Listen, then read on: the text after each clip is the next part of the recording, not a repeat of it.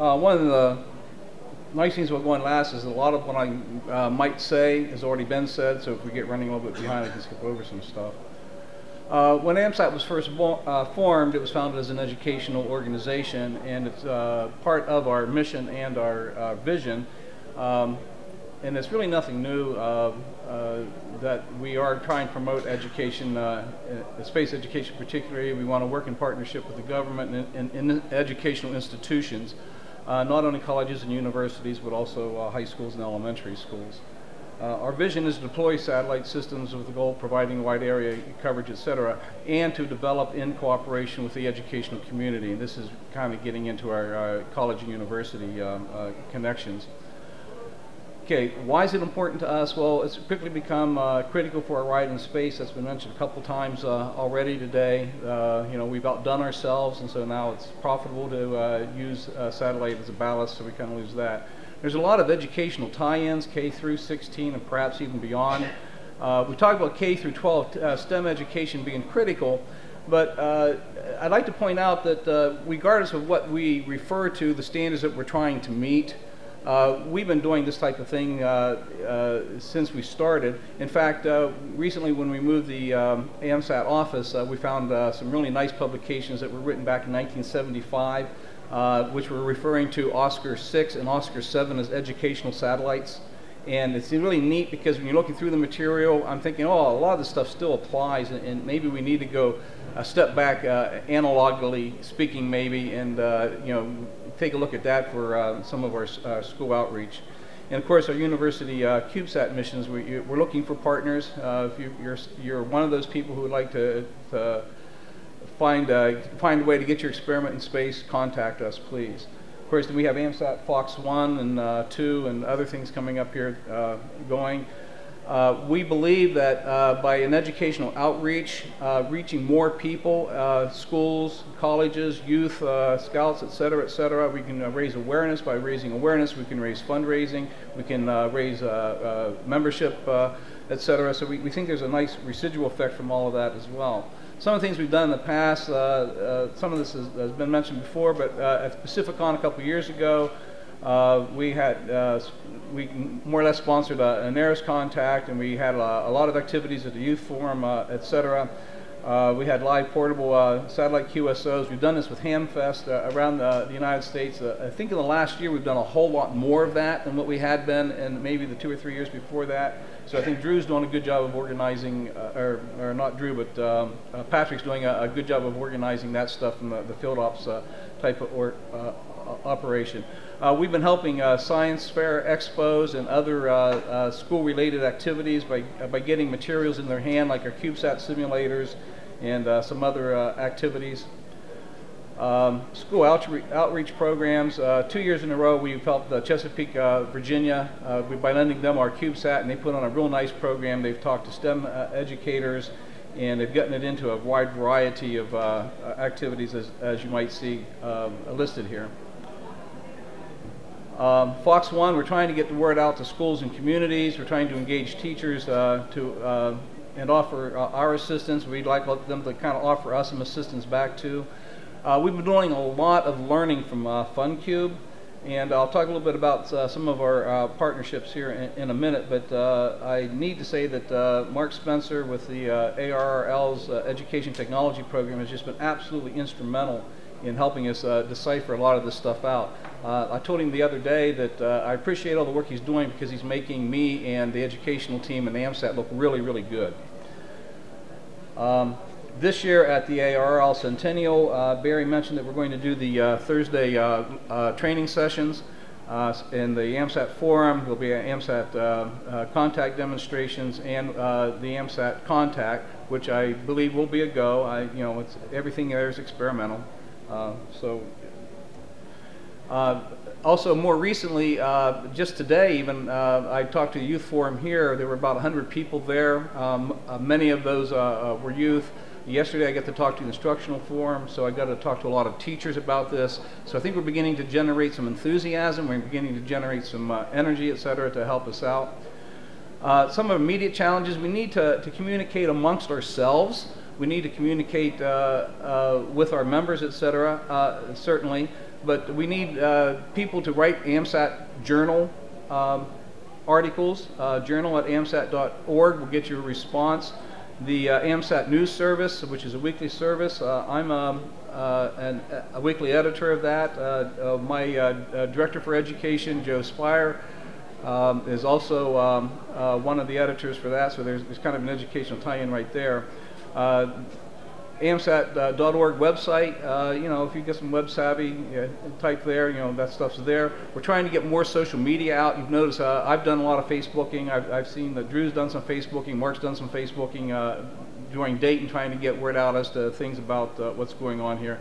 So we're trying to get more activity on that. And then on local, regional, national, there's all kind of publications, media, social media, etc., that we're trying to tie into there as well.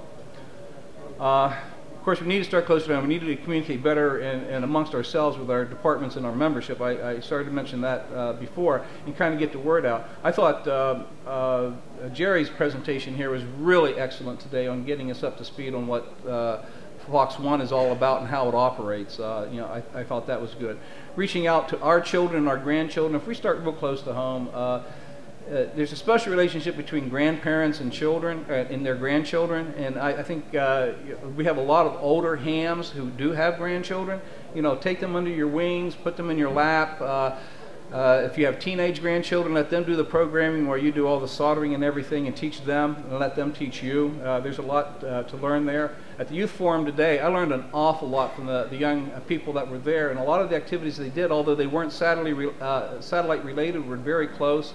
One of the students talked about doing his soda and being on top of the mountain. He didn't make any contacts his first time, but his setup for doing that, all he had to do is incline that antenna a little bit and look for a bird, and I think it had made his contact.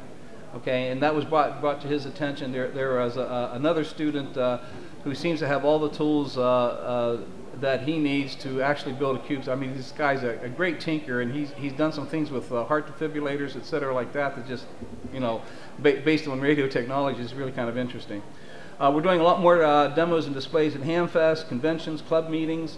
And if you're interested in having somebody, we'll try to tie you up with somebody who's somewhat local to you to come talk to you or to put on a demo. You know, whatever we do and get the word out. And get to know your area coordinator.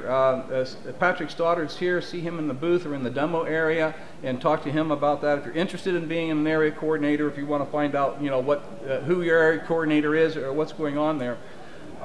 Area coordinators can help you get ideas and materials. And we work with them to kind of put these in.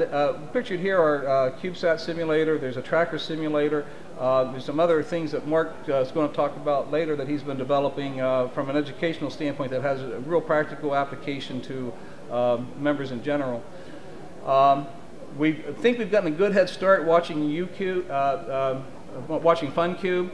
And I've been particularly watching emails that have been going back and forth between Matt Severin and Mark Spencer from the ARRL as they've been watching this thing. FunCube's just full of educational opportunities, and I think we're learning things to do right and things to rethink about how we're receiving and how we can apply this stuff. But there's a lot of stuff there to be discovered.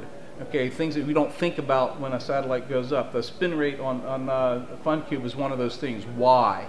We keep coming back to the question why, and so the data's there, so we need people to look at that to say why. So here's a great opportunity for an engineering school, or for a college or university, a community college, or even smart high school students.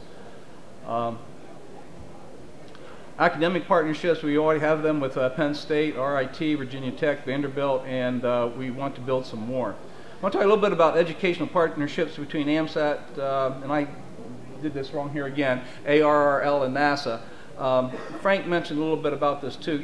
We're an equal partner in this, and we've been working really hard trying to coordinate what each of us are doing from an educational standpoint. ARRL is kind of doing their thing, and we're doing our thing, and NASA's doing their thing.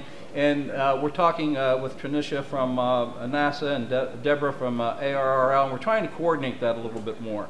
And put at least, if not put materials in the same place, at least put links to the materials in the same place, and that type of thing. And I think that's become a lot stronger. I think we've made a lot of great gains in that in just the last 6 months. So we've been working very, very hard on that. And with Frank mentioned the ARRIS, so there's some things we might be able to upload on them voluntarily that would save money or make the program last a little bit longer, and I think that's important as well. We mentioned a pyramid of learning, and this is interesting because NASA does the best job of inspiring. I think AMSAT does one of the better jobs of engagement because we're out there with the ARRIS contacts and with the demos and stuff like that. And we really think ARRL does a better job of educating. They're building some really nice materials and they're getting stuff out of there. And that's where we really need to work together on this, so that we've got all three of these groups kind of firing on the same cylinders. And that's the type of thing that we've been trying to put together. Some educational activities through the ARRL-ETP, and I can't take credit for any of this. This is all they're doing. We have tracking simulators, CubeSat simulators, the Mars Lander ARRIS robot exploration activity. One of the kids at the youth forum built a robot that delivers potato chips at his dad's office. And I asked him if he's tried controlling it through packet, and he goes, no, I haven't done that. So when I got a chance to be on the podium to talk to them, I actually challenged him. I want him to come back next year and talk about his experience and not only controlling his robot with packet through an APRS, but to do it through the ISS digipeater. Okay, and his eyes lit up like that big. So I think I got somebody hooked on that.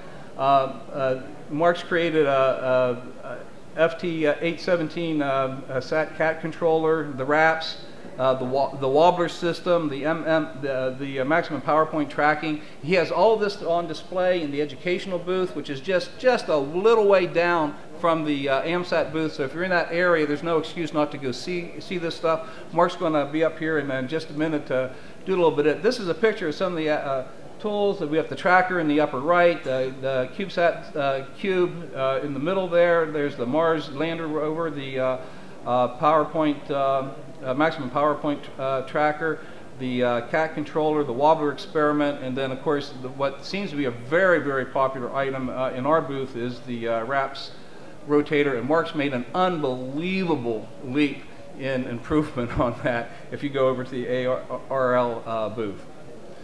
Some of our needs, we need some web contact people. I'm not a web programmer and I really want to get some materials up. If you've got some experience in that and you want to volunteer, please contact me.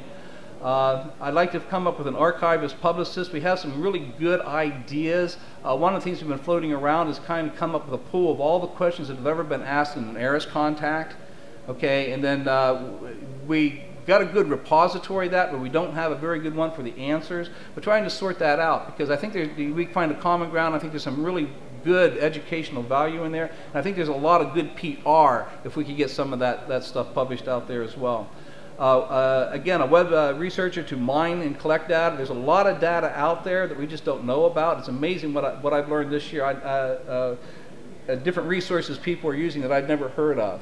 And it's really nice to get out and about to learn all that stuff. I need K through 12 educators especially. Now I wrote here that you can write lesson plans. I need to get the plans out of there and ideas. I really like Mark Spencer's idea of educational ideas. My idea of a lesson plan. If you use somebody's lesson plan, it's kind of like making a photocopy of a photocopy. Every time that gets used secondarily, it just gets a little worse. So we need to energize and find ways to get educators involved, that we come up with ideas that are easily applicable into a lesson plan, and kind of work through some of that. Again, we want to work through ARRIS and FOX-related ideas. We need to find ways to use ARRIS a little bit more creatively. So we're talking about ways of using the messaging system capabilities of the APRS digipeater as a communication tool, not only between schools, but between individuals at schools, or maybe even operating something like the Mars Lander simulator in that same manner, or maybe a robot to deliver potato chips. We need mentors and ground station operators that with equipment to help with ARRS contacts, and you know, a lot of this overlap. You notice everybody's asking for the same types of things, but you know, we're really getting better, I believe, at integrating everything. When we build this out, we need to start from the educational aspect and the engineering aspect and the promotional aspect. But this has to be combined, and we have to do this all together from the ground up. And we haven't done a great job of that in the past, but I really think we can do a better job of it in the future.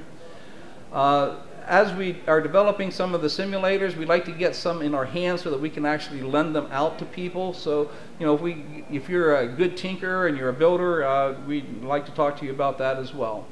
What can you do to help? Join AMSAT.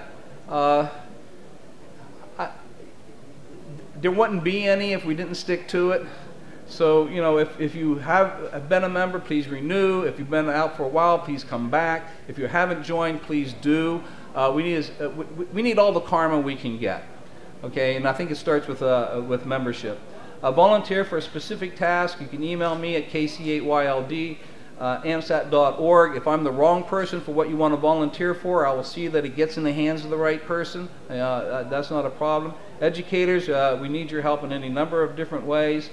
And if you're an educator, I'm also going to ask you to take a look at ARRL's Teacher Institute. It's an unbelievable resource for you to get materials for your classroom. If you know somebody who teaches, who hasn't been to this, please pass that information on to them in some manner. Contact family members and friends who are educators to do that. I guess I just said that. Look for opportunities to engage youth. Never be afraid to let a kid hold the antenna. I loved this at a symposium last year where they had pictures of the students, of people's kids out holding the antennas, and one of the guys leans over, "She understands polarity." Okay, so you know those are the types of things that to get kids excited about that, and that's one of the things I appreciate about the youth forum today is that these are kids who are energized. They're really the ones we need to recruit. Don't be afraid to give a demo. You can give a demo at a youth club. I personally have a really neat experience where I got to give a demo to a local police department. It wasn't planned. I just wanted to make a contact, and I was in an area where maybe I really should or should not be. But I got an opportunity to talk to the kind officer and was able to, two of his backups, be able to do the same thing. So, you know, what you need to do is look for teachable moments and go with it, okay? Become active in ARRS as mentors, ground operators, etc. Those are all things that you can help. Do I have time for questions before Mark, or should I hold? Do I have any questions?